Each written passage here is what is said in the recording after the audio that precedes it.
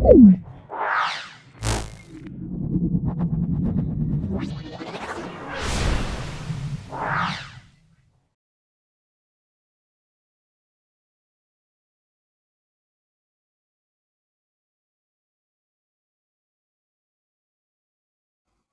আমরা খোলসিনি আজকে আমরা খলিশানি জাতীয় বিদ্যাপীঠ হাই স্কুল এটা ক্লাস 10-এর ফিজিক্যাল সায়েন্স সম্পূর্ণ সলভ করছি।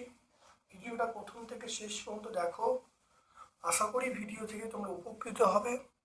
খুব ভালো করে দেখো, যারা পরীক্ষা দিয়েছো, যারা এই কোশ্চেনটা পড়েছে তারা মিলিয়ে নাও, আর যারা যারা এই কোশ্চেনের পরীক্ষা দাওনি, টেস্টের কোশ্চেনটা, তাদেরকে বলবো যে প্রশ্নটা ভালো করে দেখো। খুব ভালো ভালো প্রশ্ন পড়েছে, ভালো দেখো এবং খাতায় প্র্যাকটিস করো। চলে এসো একের দাগের একেরটা প্রধান গ্রিনহাউস গ্যাস। এখানে প্রধান গ্রিনহাউস গ্যাস মিথেন বলা আছে, CO2 বলা আছে, CFC NO2। প্রধান গ্রিনহাউস গ্যাস আমরা CO2 বলবো। 20 ডিগ্রি সেন্টিগ্রেড তাপমাত্রা 76 সেমি পারস্তম্ভের চাপে 100 গ্রাম গ্যাস নিলে কোনটার অণুর সংখ্যা সর্বাধিক? এটা আমরা বলবো SO2 হবে। তারপর দেখে নাও CO2 মানে কার্বন ডাইঅক্সাইড বাষ্প ঘনত্ব, এটা আমরা বলবো 22। আমরা বলবো CO2-র বাষ্প ঘনত্ব আমরা বলবো 22 বলবো।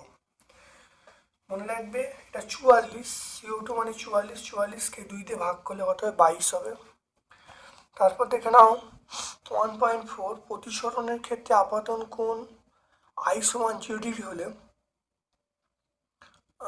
প্রতিসরণের ক্ষেত্রে আবর্তন কোণ I = 0 ডিগ্রি হলে প্রতিসারক হবে, দেখে না আমরা জানি I সমান মিউ, আমরা জানি মিউ সমান sin I by sin R। তাহলে দেখে নাও এই পার্টটা 0 হচ্ছে, সাইন এই পার্টটা 0 হচ্ছে, তাহলে এই পার্টটা 0 হওয়ার জন্য রাশিটা পুরো 0 হয়ে গেল। তাহলে আমরা বলবো মিউটা আমরা বলবো 0। তাহলে আমরা বলবো প্রতিসারক মাধ্যমটা আমরা বলবো, দেখে নাও ভালো করে, এখানে ভালো করে দেখে নাও। I এর মান যদি 0 হয় তাহলে R এর মান 0 হবে। তাহলে R এর মান 0 হলে তাহলে সাইন 0 0, তাহলে I0 সাইন 0 0, R0 0, তাহলে 0/0 এটা আমরা বলবো অনির্ণীয়। তাহলে আমরা অ্যান্সার বলবো অনির্ণীয়, অর্থাৎ মিউয়ের কোনো নির্দিষ্ট মান পাওয়া যাবে না। তাহলে আমরা যেটা আসবো, তাহলে এটা আমরা 0 পেয়ে যাবো। তাহলে 0/0 মানে আমরা বলবো অনির্ণীয় মানে সংজ্ঞাহীন রাশি। তাহলে আমরা অপশন সি বলবো, মানে সংখ্যা দেওয়া যাবে না, অনির্ণয় নির্ণয় করা যাবে না। তাহলে আমরা বলবো অপশন সি বলবো। হ্যাঁ, তারপর দেখো 1.5 আলোক রশ্মির লম্ব আপাতনে রশ্মির চ্যুতি হলো, লম্ব আপাতনে রশ্মির চ্যুতি আমরা বলবো 0 ডিগ্রি। কোনটির তরঙ্গদৈর্ঘ্য সবচেয়ে বেশি? মনে রাখবে তরঙ্গদৈর্ঘ্য সবচেয়ে বেশি এই কটা রশ্মির মধ্যে অবলোহিত রশ্মি। সবচেয়ে বেশি হলো অবলোহিত রশ্মি, সবচেয়ে কম হলো গামা রশ্মি। তাহলে সবচেয়ে কম যদি বলতো তাহলে গামা হতো, কিন্তু সবচেয়ে বেশি আছে তাহলে এটা আমরা বলবো অপশন সি বলবো অবলোহিত রশ্মি। তারপর দেখো দেখে নাও দীর্ঘ পর্যায় সারণী 13 নম্বর শ্রেণীতে অবস্থিত একটি মৌলিক।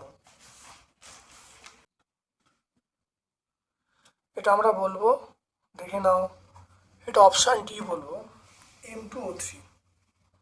এটা আমরা বলবো M2O3।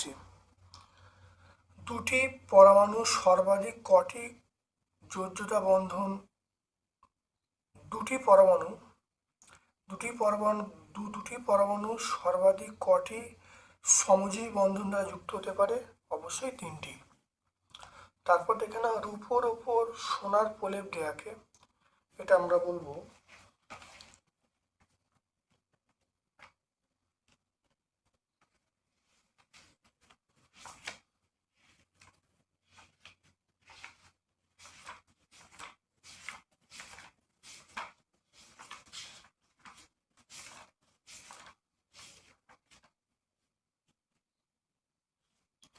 দেখে না, সোনার প্রলেপ, উপর ওপর সোনার প্রলেপকে আমরা বলো পটাশিয়াম অরোসায়ানাইড। পটাশিয়াম অরোসায়ানাইড, তাহলে আমরা অপশান ডি বলো পটাশিয়াম অরোসায়ানাইড। তাহলে উপর ওপর সোনার প্রলেপ দিতে হলে তড়িৎ বিশ্লেষ্য পদার্থ হিসাবে আমরা পটাশিয়াম অরোসায়ানাইড ব্যবহার করব। তারপর দেখে নাও আলফা কণা। আলফা কণা এটা হলো দুটি প্রোটন দুটি নিউট্রন থাকবে। আলফা কণা কিরমভাবে লেখা হয়, 4He2, তাহলে দুটো প্রোটন, 4 থেকে 2 বাদ দিলে 2, দুটো নিউট্রন। তারপর দেখো ফিউজ তারের বৈশিষ্ট্য। ফিউজ তার হলো উচ্চ রোধ, গলনাঙ্ক নিম্ন। তাহলে আমরা অপশান ডি বলবো, রোধটা উচ্চ হবে আর গলনাঙ্ক কম হবে, তাহলে আমরা অপশান ডি বলবো। তারপর দেখো কোন যৌগটির সঙ্গে জলীয় দ্রবণে NaCO3 এর বিক্রিয়া করে CO2 উৎপন্ন হবে, এটা আমরা বলবো অপশান ডি বলবো, সেটা হলো CH3COOH, এটা আমরা অপশান ডি বলবো, এটা হলো অ্যাসিটিক অ্যাসিড। তাপ পরিবাহিতার সর্বোচ্চ, এটা হিরে, কারণ লোহা আছে, তামা আছে, রূপ আছে, হিরে আছে, তাহলে এটা হিরে হবে।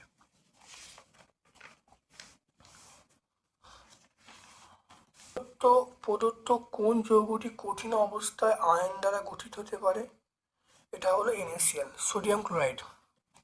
তারপরে প্রদত্ত কোনটা অ্যালুমিনিয়াম অক্সাইড, অ্যালুমিনিয়াম অক্সাইড হলো মানে প্রদত্ত কোনটা অ্যালুমিনিয়াম আকরিক, আমরা বক্সাইড বলবো।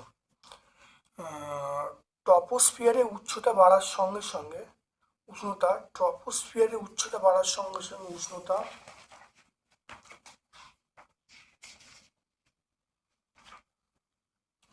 দেখো উচ্চতা বাড়ার সঙ্গে সঙ্গে, ভালো দেখে নাও, উচ্চতা বাড়ার সঙ্গে সঙ্গে এই স্তরের চাপ উষ্ণতা হ্রাস পায়, তাহলে আমরা বলবো উষ্ণতা কমে,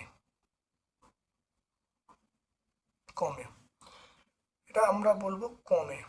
তারপর ইউভি রশ্মির প্রভাবে ক্লোরোফ্লুরোকার্বন থেকে কোন পরমাণুটি ওজোন গ্যাসে অক্সিজেনকে বিয়োজিত করে, এটা আমরা Cl বলবো, ক্লোরিন পরমাণু। তারপর দেখো একই উষ্ণতা ও চাপে সমায়তন CO2 এবং N2 এর অণুর সংখ্যা পৃথক হবে, এটা মিথ্যা হবে, এটা আমরা মিথ্যা বলবো, সমান হবে। তারপর দেখে নাও বয়েলের সূত্র অনুসারে অপরিবর্তিত উষ্ণতায় নির্দিষ্ট পরে কোনো গাছের চাপ এবং আয়তনের সম্পর্কটি হলো, আমরা বলবো ভি প্রপোর্শনাল, চাপ ভি প্রপোর্শনাল 1/p, ব্যস্তানুপাতিক, আমরা বলবো ভি প্রপোর্শনাল 1/p বা ব্যস্তানুপাতিক। তারপর দেখো তরলের আপাত প্রকৃতি কোনটা নিজস্ব ধর্ম, অবশ্যই আমরা বলি প্রকৃত প্রশ্ন নিজস্ব ধর্ম প্রকাশ করে। কোনো পরিবাহীর অথবা প্রশ্ন দেখো, কোনো পরিবাহীর বেদ এবং প্রস্থচ্ছেদের ক্ষেত্রফল অপরিবর্তিত থাকলে তাপীয় রোধ পরিবাহিতার সম্পর্ক কি, তাপীয় রোধ এবং পরিবাহিতা এটা হলো ব্যস্তানুপাতিক, আমরা বলবো ব্যস্তানুপাতিক।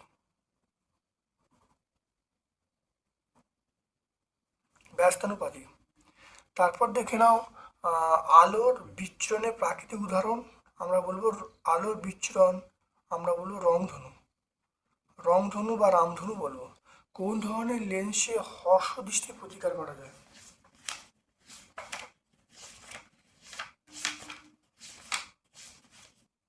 হর্ষ দৃষ্টি প্রতিকার করা যায়, আমরা বলবো অবতল লেন্স, আমরা কি বলবো অবতল লেন্স। অবতল লেন্সে হর্ষ দৃষ্টি প্রতিকার করা যায়। যদি তড়িৎ প্রবাহের বিপরীত করা হয় তাহলে বার্লো চক্রে কি পরিবর্তন হবে, এটা উল্টে যাবে, অভিমুখটা কি হবে, উল্টে যাবে। তারপরে 1 কুলম্ব আধানকে 1 ভোল্ট বিভব প্রভেদের মধ্য দিয়ে নিয়ে কত কাজ করতে হবে, আমরা জানি ডব্লিউ সমান কিউ ইন্টু ভি, তাহলে এখানে 1 ইন্টু 1 মানে আমরা বলবো 1 জুল বলবো, 1 জুল। তারপর দেখো তেজস্ক্রিয় পরমাণুর কোন অংশ থেকে বিটা রশ্মি নির্গত হয়, এটা আমরা বলবো নিউক্লিয়াস বলবো, এটা আমরা নিউক্লিয়াস বলবো, এটা আমরা নিউক্লিয়াস বলবো। তাহলে 2.10 বলবো নিউক্লিয়াস।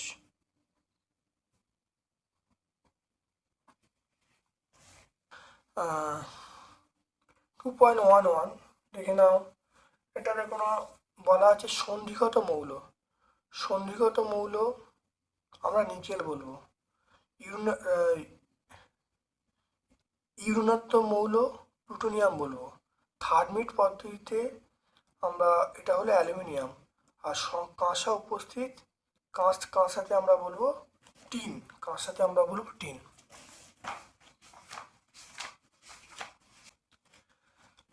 তো দেখে নাও, এটা হলো সন্ধিগত মৌল। দেখে নাও, সন্ধিগত মৌল আমরা বলবো নিকেল বলবো 2.111। তারপরে এই মৌলটা এটা হলো ইউরেনাত্মক মৌল আমরা বলবো, অর্থাৎ এই উত্তরটা দুইয়ের উত্তরটা প্লুটোনিয়াম। প্লুটোনিয়াম প্লুটোনিয়াম থার্মিট পদ্ধতি এটা হলো অ্যালুমিনিয়াম। তারপর দেখো ধাতুর সঙ্গে কাঁসাতে উপস্থিত আমরা বলবো টিন। এটা হয়ে গেল। সর্বাধিক তড়িৎ-ঋণাত্মক মৌল আমরা বলবো ফ্লুরিন। সর্বাধিক তড়িৎ-ঋণাত্মক মৌল আমাকে এটা বলবো ফ্লুরিন। F2 দেখে নাও, F2 এ লুইস ডট অঙ্কন, F2 এ লুইস ডট।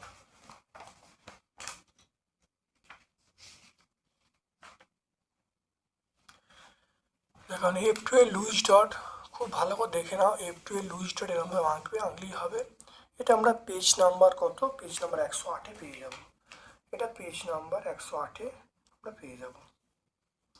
বিশুদ্ধ জলে অল্প পরিমাণ সালফেট যোগ করলে জলের তড়িৎ পরিবাহিতা বিশ্ব জলেতে বেশি হয় কেন? কারণ সেখানে অ্যানায়ন ও ক্যাটায়ন উৎপন্ন হয়। তাহলে অ্যানায়ন ও ক্যাটায়ন উৎপন্ন হওয়ার জন্য বিশুদ্ধ জল পরিবাহী হয়। তারপর দেখে নাও কোনো, তাহলে 2.14 আমরা বলবো আয়ন বৃদ্ধি পায়, আয়ন বৃদ্ধি পায় বা অ্যানায়ন ক্যাটায়নের সংখ্যা বৃদ্ধি পায়। তারপর দেখো অথবার প্রশ্ন আছে, কোনো তড়িৎ বিশ্লেষণে জলীয় দ্রবণে তড়িৎ বিশ্লেষণের সময় তড়িতের বাহক কারা? এটা আমরা বলবো আয়ন। আয়ন বলতে অ্যানায়ন ও ক্যাটায়ন বাহক এরাই। তারপর দেখে নাও 2.15 সিউ এর তড়িৎদ্বারে, সিউ তড়িৎদ্বার ব্যবহার করে সিউ ওপরে জলীয় দ্রবণে তড়িৎ বিশ্লেষণে কোন আয়ন ক্যাথোডের দিকে ধাবিত হয়? দেখে নাও, এখানে Cu2+ আয়ন ক্যাথোডের দিকে দুটো ইলেকট্রন গ্রহণ করে সিউ পরমাণুতে পরিণত হয়, তাহলে ক্যাথোডের উপর জমতে শুরু করে। তাহলে কোন আয়ন? আমরা বলবো ক্যাটায়ন। তাহলে আমরা বলবো ক্যাথোড দিকে ধাবিত হয়, আমরা বলবো ক্যাটায়ন, সেটার নাম কি Cu2+। তারপর দেখে নাও লেড নাইট্রেটের জলীয় দ্রবণে H2S চালনা করলে যে কালো বর্ণ পাওয়া পদক্ষেপ, এটার সংকেত কি? লেড নাইট্রেট,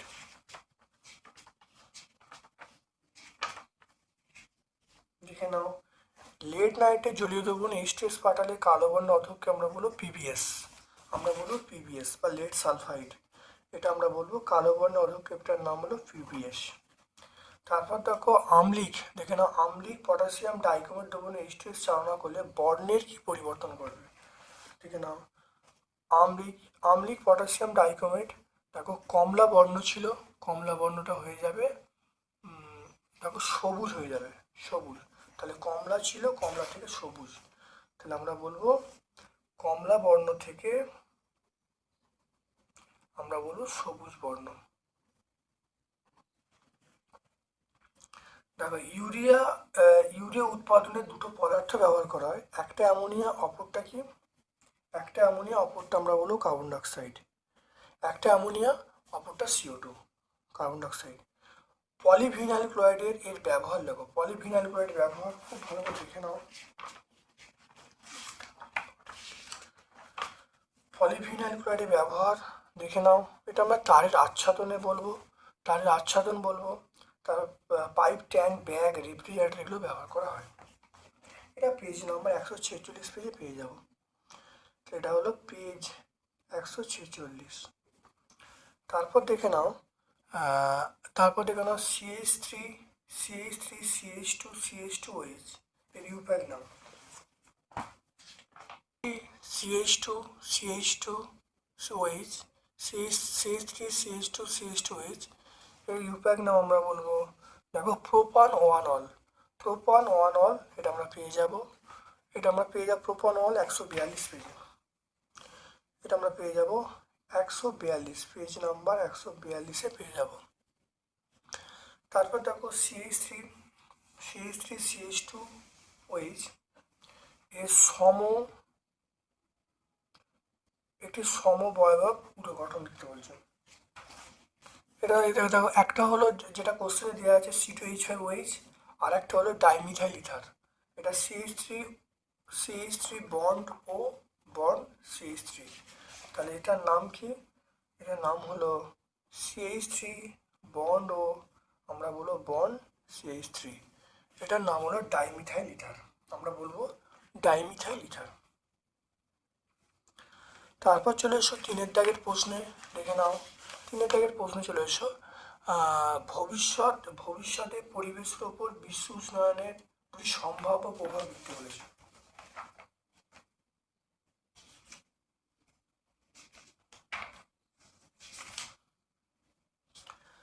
দেখে নাও বিশ্ব উষ্ণায়নের সম্ভাব্য প্রভাব, দেখে নাও গ্লোবাল ওয়ার্মিং, বিশ্ব উষ্ণায়ন। 1 নম্বর হলো উষ্ণতা 2 থেকে 4 ডিগ্রির মতো বৃদ্ধি পাবে, ফলে চরম প্রাকৃতিক বিপর্যয় ডেকে আনবে। নাম্বার 2 হলো সমুদ্রের জলতল বৃদ্ধি পাবে, মহাপ্লাবন ঘটবে। আর তারপর দেখো সুপার সাইক্লোন টর্নেডো বিধ্বংসী ধারণ করবে, ওটা কারণ বললেই হবে। এটা আমরা পেয়ে যাব টেক্সট বই, 5-এ পেয়ে যাব, 5 নম্বর পেজে আমরা পেয়ে যাব।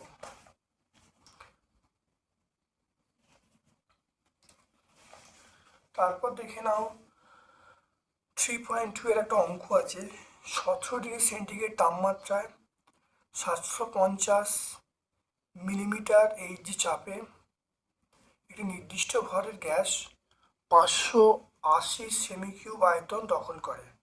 ওই চাপে বলা যাচ্ছে 47 ডিগ্রি সেন্টিগ্রেড তাপমাত্রায় গ্যাসটির আয়তন কত হবে, দেখে নাও। তারপরে মন দিয়ে দেখে নাও, সেটা হলো T1, প্রাথমিক তাপমাত্রা T1 273, তার সঙ্গে 17 যোগ করলে যেটা হবে 288 কে। চাপটা দেখো বলা আছে চাপটা কনস্ট্যান্ট, এই একই চাপ মানে আমরা এখানে চার্লসের সূত্র পড়বে। তারপর দেখো আয়তন V1 কত বলা আছে, আয়তন V1 এটা বলা আছে 580 সেমি কিউব, আয়তন V1 এখানে বলা আছে 580 সেমি কিউব। আচ্ছা তাপমাত্রা T2 273 প্লাস 47,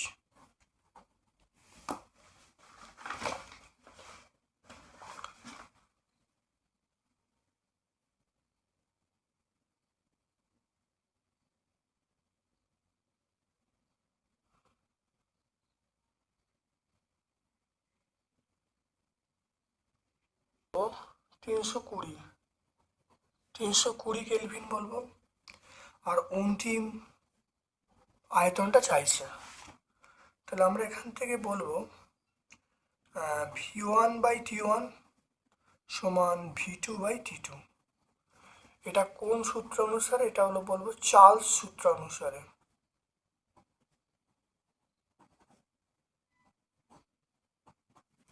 এটা বলবো চার্লস সূত্র অনুসারে। তাহলে V1/T1, তাহলে V1 এর মান হলো 580, আর T1 এর মান হলো 288। V2 মান আমরা চাইছে T2 মান 320, মানটা বসিয়ে দিলাম, দেখে নাও। তাহলে V2 মান চাইছে, তাহলে আমরা বলবো 580 ইন্টু 320/288। এটা ভাগ করলে যেটা আসবে V2 সমান 644.44। অতএব অন্তিম আয়তন আমরা বলবো অন্তিম আয়তন কত? 644.44 সেমি কিউব। তাহলে অন্তিম আয়তন পেয়ে গেলুম। দেখে নাও এখানে T1 দেখো দেওয়া আছে, T1 দেওয়া আছে 17, তাই 17 সঙ্গে 273 যোগ হবে, সেন্টিগ্রেড ছিল, কেলভিন করার জন্য 273 যোগ হবে, তো 288 হলো। V1 দেখো আয়তন 580 দেওয়া আছে, T2-র মান 47 সেন্টিগ্রেড ছিল, তার সঙ্গে 273 যোগ করলে 320 হবে, V2-র মানটা চাইছে। চার্ল সূত্র অনুসারে যদি যেহেতু চাপটা কনস্ট্যান্ট, তাহলে চার্ল সূত্র অনুসারে লিখতে পারি যে V1/T1 সমান আমরা বলবো V2/T2। প্রত্যেকের মান বসিয়ে দেখো V2-র মান পেয়ে গেলাম, তাহলে অন্তিম আয়তন পেয়ে গেলাম 644.44 সেমি কিউব। এরপরে দেখেন এখানে অথবা একটা প্রশ্ন আছে, একটি হ্রদের তলদেশ থেকে বায়ু বুদবুদ ওপরে ওঠার ফলে তার আয়তন প্রাথমিক আয়তনের 8 গুণ হলো। ব্যারোমিটারের উচ্চতা বলা আছে, পারদ ব্যারোমিটারের উচ্চতা বলা আছে 75 সেমি, তাহলে জলের গভীরতা কত? তাপমাত্রা কনস্ট্যান্ট, তাহলে আমরা কি বলবো? তাহলে বয়েল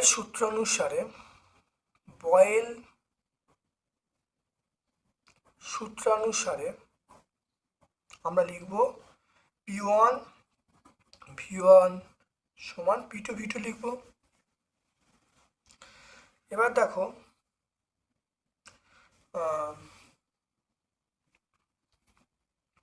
এটা হলো P1 সমান P2, তাহলে P1 এর মান কত? P1 এর মান আমরা বলবো 75 ইন্টু 13.6 ইন্টু 980, এটা হলো V1টা রইল।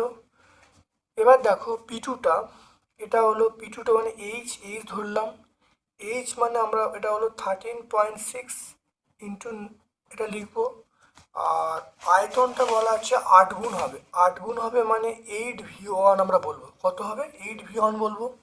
তাহলে এইখান থেকে আমরা যেটা বার করব সেটা দেখো আমরা H এর মানটা বার করছি, H মানে আমরা বলবো 75 into 13.6 into 980 into V1 by এখানে কত হবে 13.6 ইন্টু 980 ইন্টু 8V1। এটা দেখো সব কেটে যাচ্ছে, তাহলে আমরা বলবো H এর মান হবে, H মানে 75/8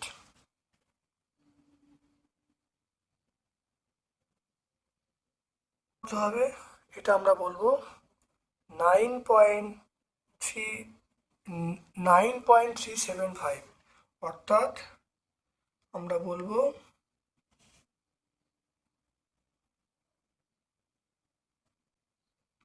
জলের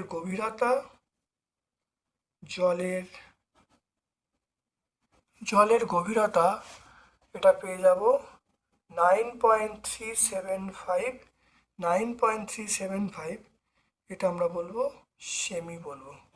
তাহলে এটাই অ্যান্সার হয়ে যাবে। দেখে নাও ভালো করে, খুব ভালো দেখে নাও। এখানে আমরা জানি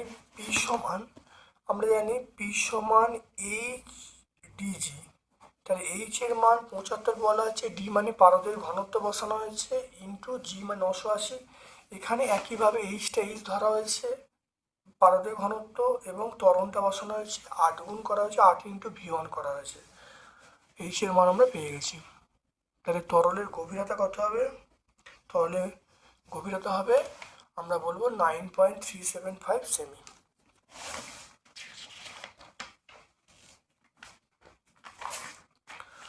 তারপর দেখে নাও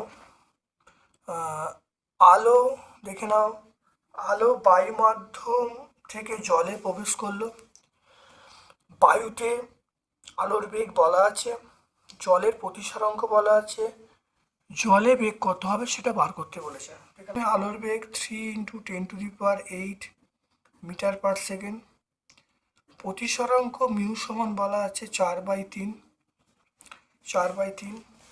আমরা জানি মিউ সমান আমরা জানি C/V, তাহলে V সমান C/μ, তাহলে C এর মান হলো 3 ইন্টু 10⁸, আর মিউ এর মান হলো 4/3, তাহলে এখানে V এর মান তাহলে কত হবে 3 ইন্টু 3 ইন্টু 10⁸/4, তাহলে আমরা বলবো 9/4 ইন্টু 10⁸ ভি সমান 2.25 ইন্টু 10⁸। তাহলে আমরা বলবো যে জলে আলোর বেগ, অতএব জলে আলোর বেগ 2.25 ইন্টু 10⁸ এত মিটার পার সেকেন্ড। তাহলে জলে আলোর বেগ পেয়ে গেলাম। দেখে নাও এখানে দেখে নাও মিউ সমান সি সমান দেওয়া আছে, আমরা জানি মিউ সমান c/v। সি মানে আলোর বেগ, ভি মানে জলে আলোর বেগ। এবার দেখে নাও মানগুলো বসিয়ে দিয়েছি, ভি এর মান পেয়ে গেছি 9/4 ইন্টু 10⁸। তাহলে এটা ভাগ করলে 2.25 ইন্টু 10⁸। তাহলে জলে আলোর বেগ পেয়ে গেলাম 2.25 ইন্টু 10⁸ মিটার পার সেকেন্ড।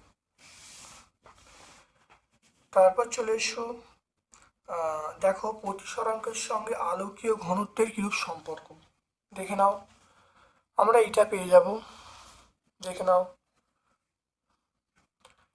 মাধ্যমে এটি উত্তর হবে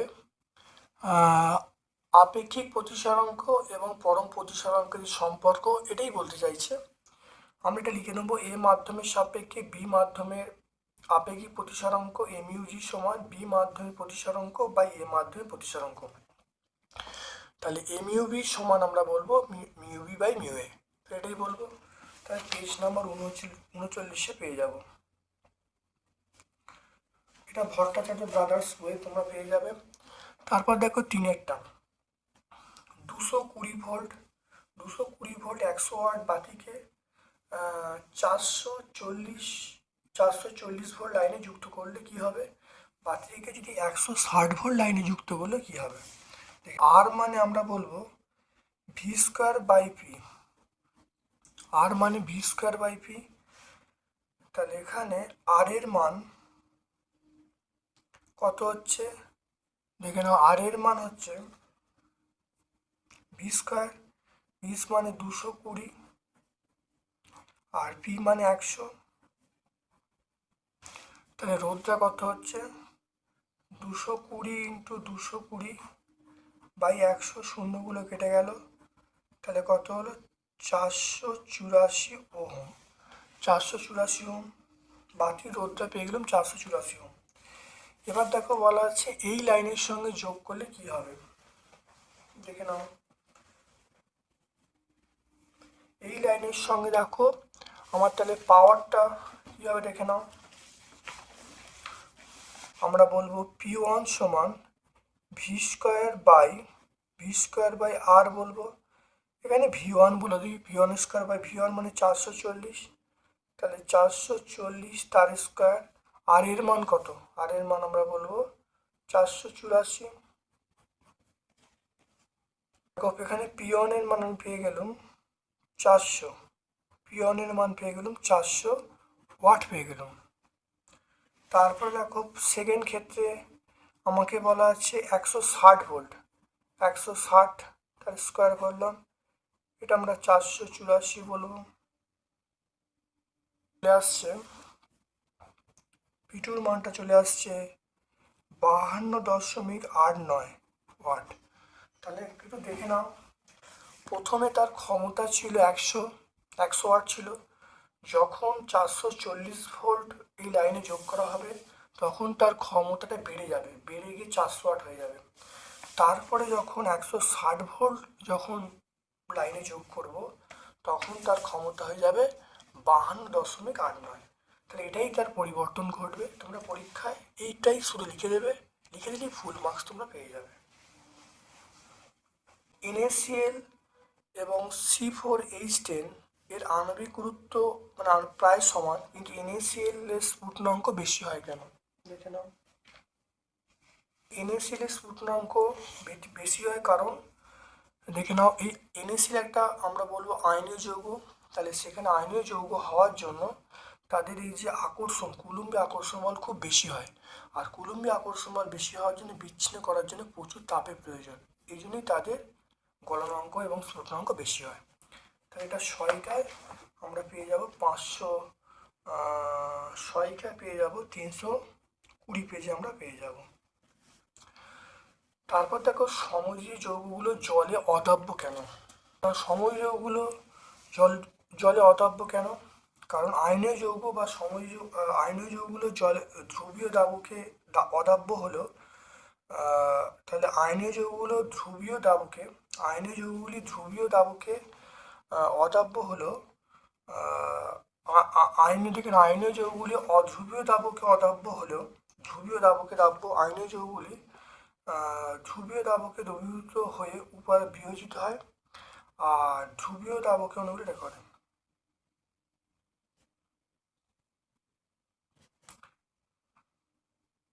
এটা আমরা 20 প্রশ্নটা পেয়ে যাব। এটা হলো 320 পেজ আমরা পেয়ে যাব। 320 প্রশ্নটা, এই প্রশ্নের উত্তরটা আমরা লিখে দেবো।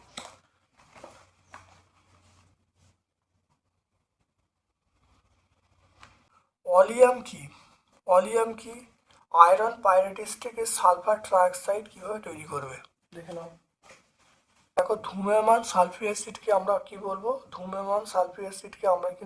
এটা আমরা অলিয়াম বলবো। ধূম্রমান দেখে নাও, আমরা H2SO7 এটা কি আমরা অলিয়াম বলবো। অর্থাৎ 98% গাঢ় H2SO4-কেই আমরা কি বলবো? অলিয়াম বলবো। সংকেত হলো H2SO7, আমরা এটা বলে দেবো। আর পরের প্রশ্ন আছে আয়রন পাইরাইটিস থেকে কিভাবে সালফার ট্রাইঅক্সাইড, দেখে নাও। আমরা এইটা এখান থেকে লিখে এইখান থেকে লিখবো, অ্যান্সার হয়ে যাবে। তাহলে সমগ্র উত্তর তোমরা 127 পেজে পাবে। পেজ নাম্বার 127-এ তোমরা পেয়ে যাবে। গ্যালভানাইজেশন কাকে বলে? গ্যালভানাইজেশন মানে লোহার ওপর জিঙ্কের প্রদীপ দেওয়াকে আমরা বলবো গ্যালভানাইজেশন। তারপর দেখে নাও কার্বন বিজারণ পদ্ধতিতে অ্যালুমিনিয়াম ধাতু নিষ্কাশন করা যায় না কেন? দেখে নাও, এটা আমরা 24 দেখো কার্বন বিজারণ পদ্ধতিতে অ্যালুমিনিয়াম ধাতু নিষ্কাশন করা যায় না কেন? এটা আমরা পরিষ্কার আছে, তোমরা পেয়ে যাবে পেজ নাম্বার 422-এ পেয়ে যাবে। সহায়িকা 422-এ তোমরা পেয়ে যাবে। সমবয়বতা কাকে বলে উদাহরণ দিতে বলছে।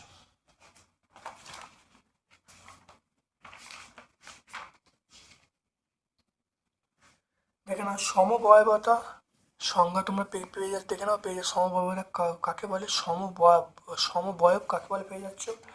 আর উদাহরণ দেখো, এখানে অনেক উদাহরণ আছে, আমরা উদাহরণগুলো এর মধ্যে দিয়ে দেবো। তাহলে 139, 140-এ আমরা পেয়ে যাব। এটা আমরা এই উত্তরটা পেয়ে যাব পেজ নাম্বার 139, 140। তারপর দেখো প্লাস্টিক কিভাবে পরিবেশ দূষণ ঘটায়, দেখে নাও। এটা তো পয়েন্ট লিখলে আমরা অ্যান্সার হয়ে যাবে পেজ নাম্বার 146।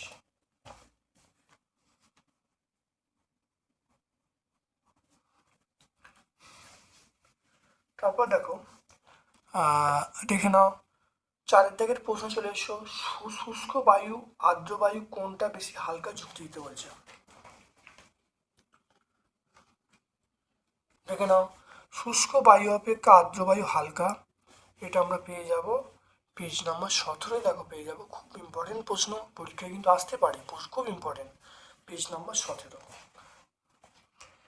পেজ নাম্বার, এটা উত্তরটা এটা দেখো পেজ নাম্বার 17 পেয়ে যাব। সর্বজনীন গ্যাস ধ্রুবকের তাৎপর্য কে বলে? দেখো 1 মোল আদর্শ গ্যাসের ক্ষেত্রে PV/T এর মান অর্থাৎ আর এর মান সকল গ্যাসের ক্ষেত্রে সমান, অর্থাৎ গ্যাসের প্রকৃতির উপর নির্ভর করে না, এটাই তাৎপর্য। তাহলে এটা সব গ্যাসের ক্ষেত্রে এই মানটা একই হয়, গ্যাসের প্রকৃতির উপর নির্ভর করে না, এটাই সর্বজনীন গ্যাস ধ্রুবকের তাৎপর্য। এটা আমরা বলে দেবো পেজ নাম্বার 56। এটা সহায়িকা 56 আমরা পাবো। 10 গ্রাম ভারী জলে ডয়ট্রিয়াম পরমাণুর সংখ্যা কত? এর মোলার ভর 2 × 2 প্লাস 16, এটা আমরা 20 বলবো, 20 গ্রাম বলবো। দেখো ডয়টেরিয়াম D2O, এর দেখো যে মোলার ওয়েট সেটা হলো আমরা বলবো এরকমভাবে লিখবো 20 লিখবো। তাহলে এবার দেখো 20 গ্রাম ভারী জলে অণু আছে 20 গ্রাম, ভারী জলে অণু আছে কত, ডয়টেরিয়াম অণু 6.022 ইন্টু 10⁻23 টি। তাহলে এবার দেখো 1 গ্রাম জলে অণু আছে, এটা আমরা বলবো 6.022 ইন্টু 10⁻23/20 টি। আমরা 10 গ্রাম বলবো, 10 গ্রামে অণু আছে 6.022 ইন্টু 10⁻23 ইন্টু 10/20, এটা বলবো, দেখে নাও ভালো করে। আর 10 গ্রাম জলে, দেখে নাও 10 গ্রাম জলে পরমাণু আছে, তাহলে দুটো পরমাণু আছে, তাহলে আমরা 2 দিয়ে গুণ করবো। পরমাণু আছে কত, তাহলে 2 দিয়ে গুণ করবো 6.022 ইন্টু 10⁻23 ইন্টু 10 ইন্টু 2/20, এটাকে পুরো কেটে যাচ্ছে, তাহলে আলটিমেট অ্যান্সার হবে 6.022 ইন্টু 10⁻23 টি। এটাই অ্যান্সার। তাহলে ডয়টেরিয়াম 20 গ্রাম, ভারী জলে ডয়টেরিয়াম অণু আছে 6.022 10⁻23 টি। একে বার করলাম, 10-এ বার করলাম, দেখো 1 এবং 10-এ। এবার দেখো তাহলে এটা অণুর সংখ্যা পেয়ে গেলাম এটা। এবার দেখো পরমাণুর সংখ্যা ইন্টু 2 দিয়ে গুণ করা হলো, তাহলে এটা 20 কেটে গেল, তাহলে একই অ্যান্সার চলে এলো। তাহলে 6.022 ইন্টু 10⁻23 টি পরমাণু থাকবে 10 গ্রাম জলে।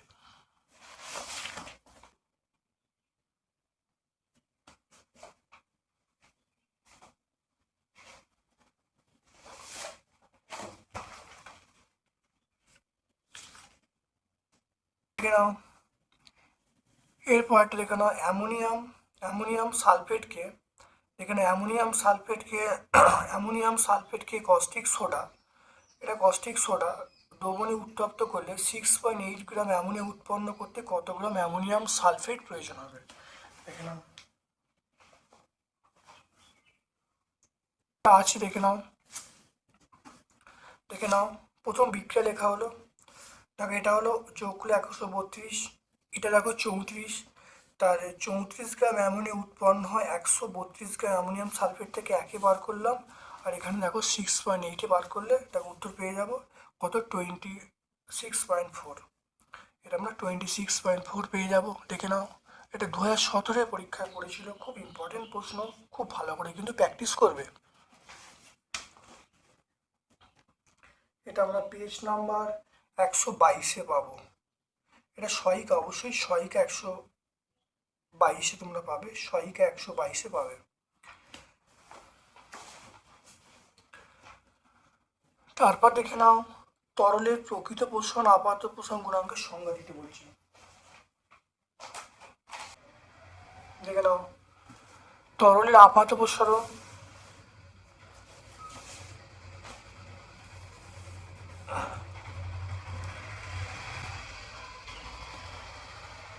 দেখে নাও তরলের আপাত প্রসারণ গুণাঙ্ক এবং প্রকৃত প্রসারণ গুণাঙ্কের তখন সংজ্ঞা তোমরা পেয়ে যাবে পেজ নাম্বার 30 এবং 31 পেজে, পেজ নাম্বার 30 এবং 31 পেজে তোমরা পেয়ে যাবে।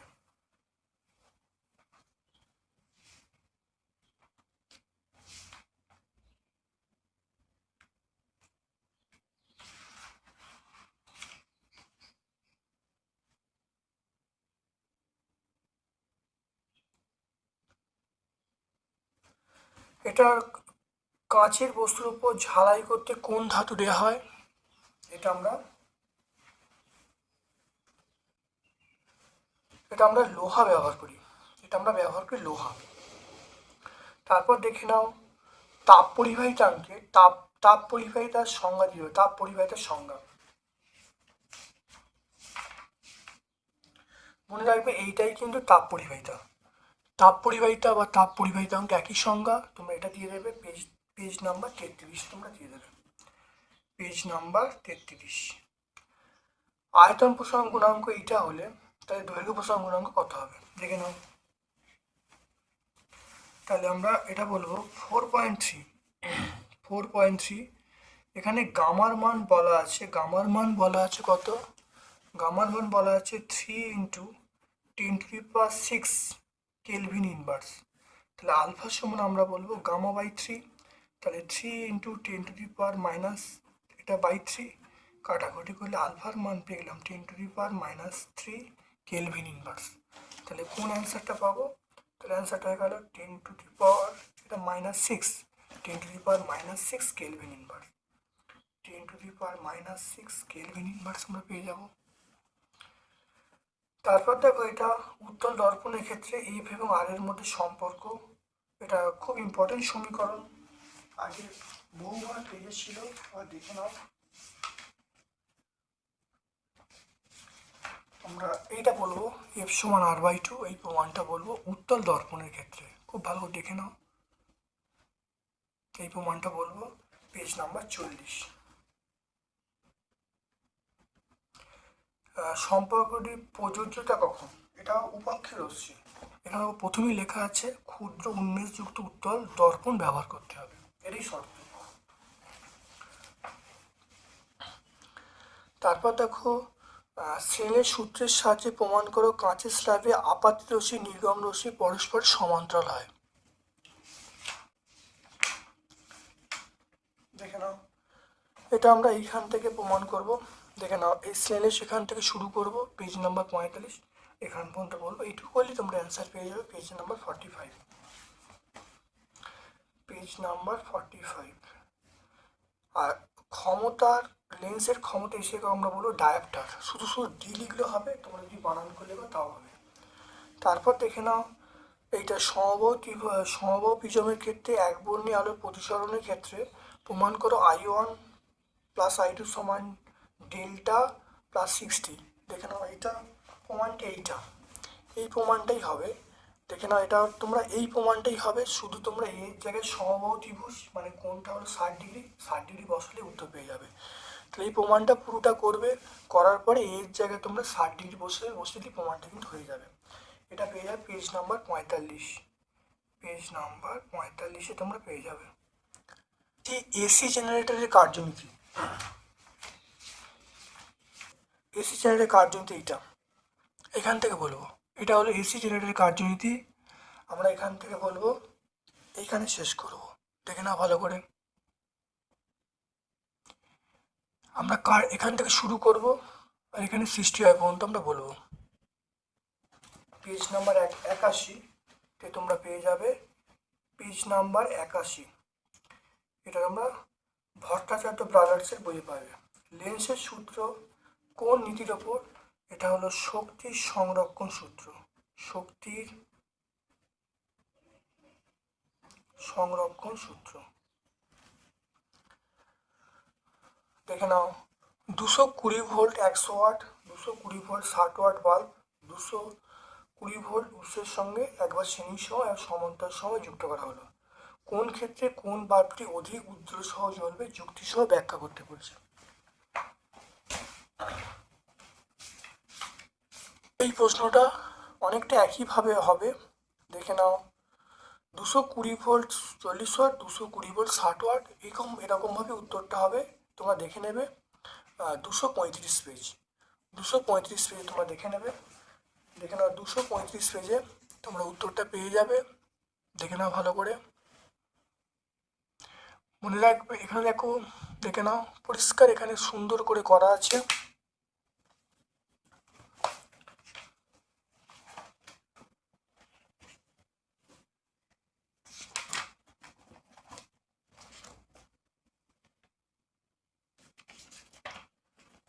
এটা তোমরা পেয়ে যাবে পেজ নাম্বার 235-এ তোমরা পেয়ে যাবে।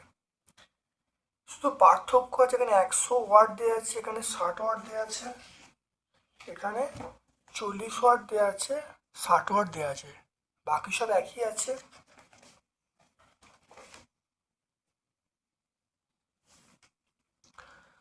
তারপর দেখে নাও,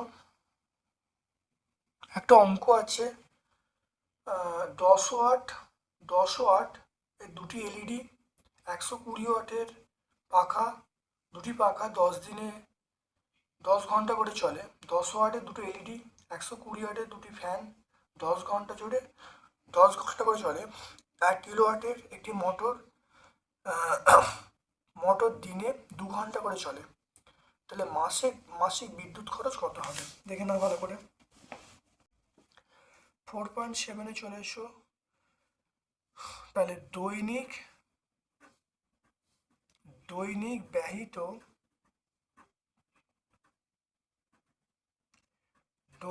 ব্যয়িত তড়িৎ শক্তি। তাহলে 10 × 2 এটা চলছে প্লাস 120 × 2 এটা 10 ঘন্টা করে চলছে, ইন্টু 10 করা হলো। এবারে 1 কিলোওয়াট মানে 1000 ওয়াট, এটা চলছে মোটর 2 ঘন্টা করে চলছে, তাহলে এটা আমরা বাই 1000 করব। 1000 করলে একটা আমরা বলবো কিলোওয়াট আওয়ার। দেখো এটা করলাম। এবারে দেখো তাহলে এটা 20, এটা 240 × 10, এটা 2000 বাই 1000, এটা কিলোওয়াট আওয়ার।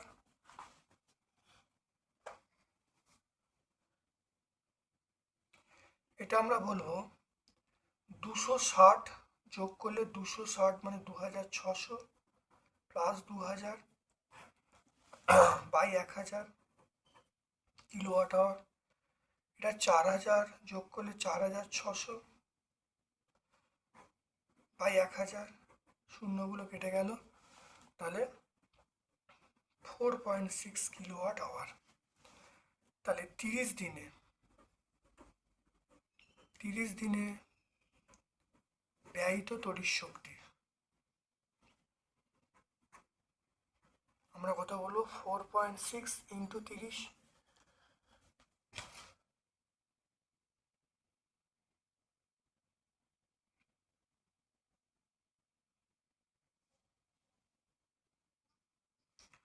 এটা আমরা বলবো 138।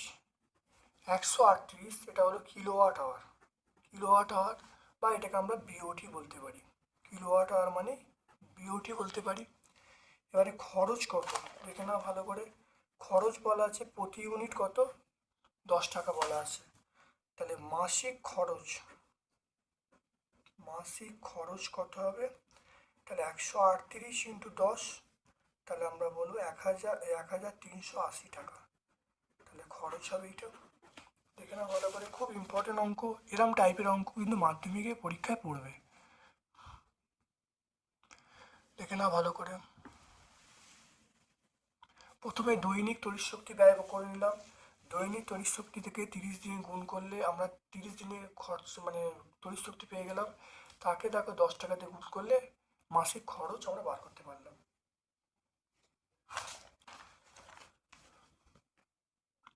তারপরে চলে এসো ইলেকট্রন না থাকা সত্ত্বেও সেখান থেকে কণা কিভাবে নির্গত হয় দেখে নাও।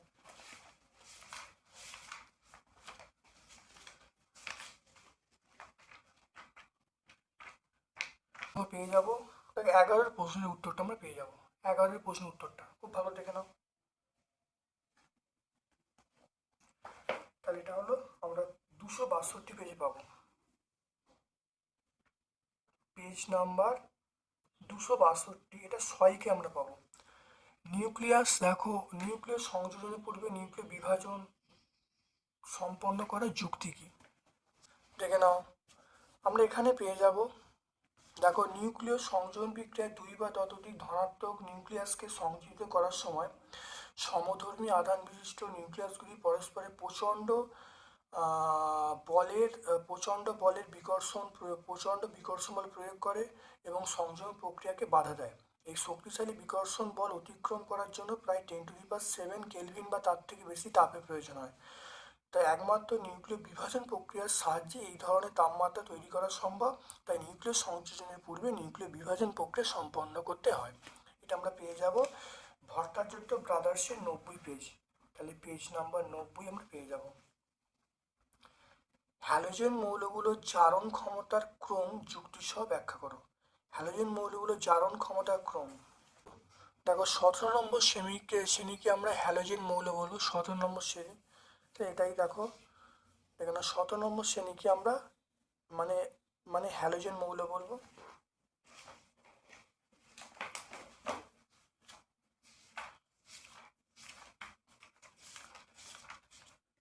জারণ ক্ষমতা দেখো, বাম থেকে ডান দিকে গেলে বৃদ্ধি পাবে, ওপর থেকে নিচে নামলে হ্রাস পাবে। তাহলে এবারে দেখো বলা আছে, এটা কি বলা আছে, শ্রেণী বলা আছে। শ্রেণী মানে ওপর থেকে নিচে নামলে হ্রাস পাবে। তাহলে ওপর থেকে নিচে না হ্রাস পাবে। তাহলে হ্যালোজেন মৌল জারণ ক্ষমতার ক্রম হলো, তাহলে হ্যালোজেন মৌল কি কি, তাহলে এইটার সবচেয়ে বেশি, তারপরে এটা, তারপরে এটা। তাহলে সবচেয়ে বেশি ফ্লুরিন, তারপরে ক্লোরিন, তারপরে ব্রোমিন, তারপর আয়োডিন।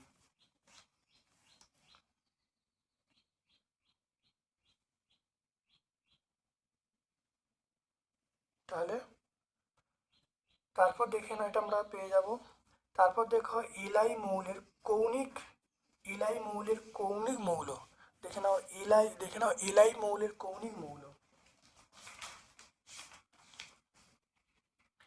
এলাই মৌলের, দেখো এলাই, দেখে নাও এলাই এর কৌণিক মৌল, তা একদম কোণের দিকে দেখো এই মৌলটা, এটা আমরা বলবো এলাই মৌলের কৌণিক মৌল এইটা।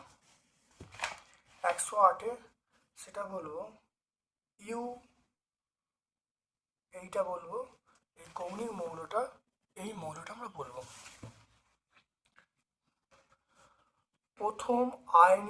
প্রথম আয়নন বিভবের সংজ্ঞা দিতে বলছে। দেখে নাও, প্রথম আয়নন বিভব বা আয়নন শক্তিকে বলবো আয়নন শক্তি, বা প্রথম যে বিভবটাকে বলবো বিভব বলবো। তাহলে এখানে আমরা এখানে দেখো বলা আছে যে ন্যূনতম শক্তির প্রয়োজন, সেই শক্তির জায়গায় আমরা বলবো বিভবের প্রয়োজন। তাহলে অ্যান্সার হয়ে যাবে, এটা আমরা 101 পেজে পাবো, এটা আমরা 101 পেজে।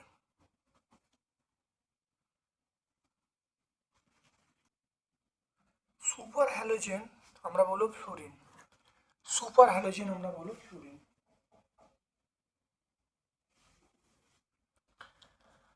তারপর দেখো, তড়িৎ বিশ্লেষণের সময় অ্যালুমিনিয়াম থেকে অ্যালুমিনিয়াম নিষ্কাশনে সংঘটিত তড়িৎদ্বারী বিক্রিয়াগুলো লিখতে বলছে।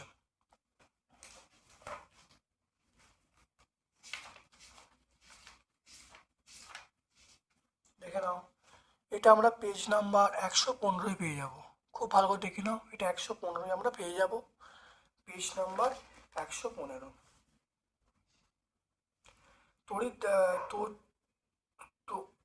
তড়িৎ বিশ্লেষণে ডিসির পরিবর্তে এসি ব্যবহার করলে সমস্যা কি, তাহলে তড়িৎ বিশ্লেষণ সংগঠিত হবে না। তাহলে তড়িৎ বিশ্লেষণে ডিসির পরিবর্তে এসি ব্যবহার করলে তড়িৎ বিশ্লেষণ ঘটবে না। তারপর দেখো অসওয়াল পদ্ধতির নীতি, দেখো অসওয়াল পদ্ধতির নীতি উল্লেখ করতে বলছে। দেখো অসওয়াল পদ্ধতির নীতি আমরা এখানটা বলে দেবো, অসওয়াল পদ্ধতির নীতি আমরা পেয়ে যাব। তাহলে এটা আমরা পেজ নাম্বার 126-এ পেয়ে যাব।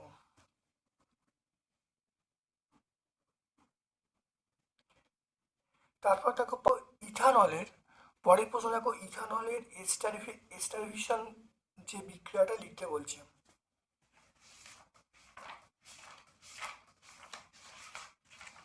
দেখে নাও, ইথানল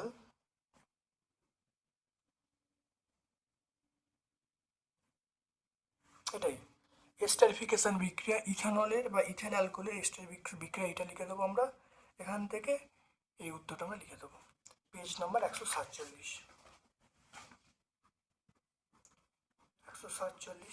মিথানলের ব্যবহারের একটি সতর্কীকরণ উল্লেখ করুন। দেখো মিথানল এটা হলো পানের অযোগ্য, তাহলে এটা এটা অত্যন্ত বিষাক্ত পদার্থ। এটা ইথানল লিভারে জারিত হয়ে ফর্মালডিহাইডে পরিণত হয়।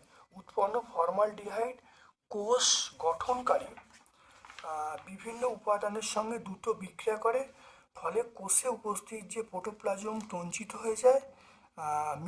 অপটিক নার্ভে ক্ষতিগ্রস্ত করে, অন্ধত্ব ঘটায়, এমনকি মৃত্যু ঘটাতে পারে।